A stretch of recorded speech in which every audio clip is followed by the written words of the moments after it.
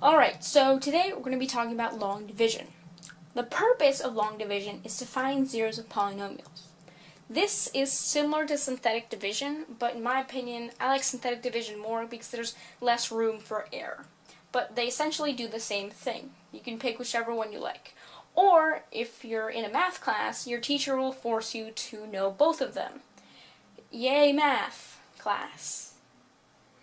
Anyway, here's our example problem.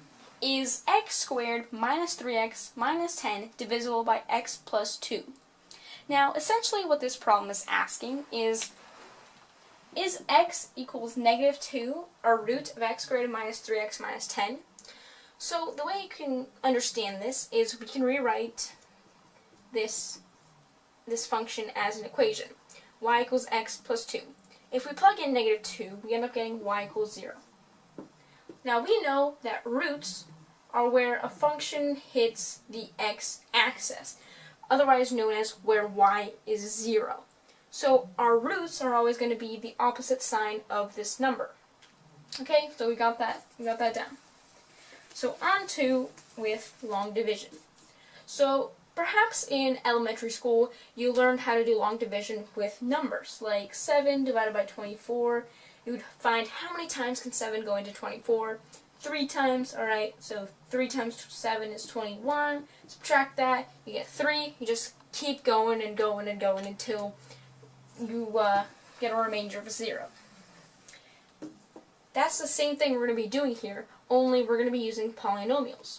So, we set up that little division sign.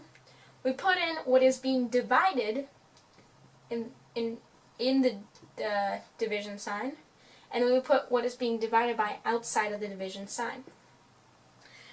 At this point, I should mention that if the problem presents the function out of order of descending exponents, so like this is x to the first, x squared, x to the 0th power, you're going to want to reorder it so that it's going descending. So x squared, x to the first, x to the 0th power. If you don't have the highest exponent here and the lowest exponent here, the entire problem's going to collapse into pieces. It's just not going to work. Just don't try it. Okay? Word of advice. So, let's start this out. So what I like to think about is that this first term determines what is up here. The second term is just kind of there so that we can continue the problem, but it's really the first term we're focusing on. How many times can x go into x squared? I'd say x. You know why? Because x times x equals x squared. So we write that down. X squared. 2 times x is positive 2x. Now we subtract that. These two cancel out, and negative 3x minus 2x is negative 5x. You see? So this second term just continued the problem by subtracting from this number. Now we continue the problem. How many times can x go into negative 5x? Negative 5 times. Or negative 5 divided by x is negative 5. So we take down this, we bring down this negative 10, we put it here. 2 times negative 5 is negative 10, and then we have our negative 5 times x is negative 5x. So, when you, oh goodness my gracious, when you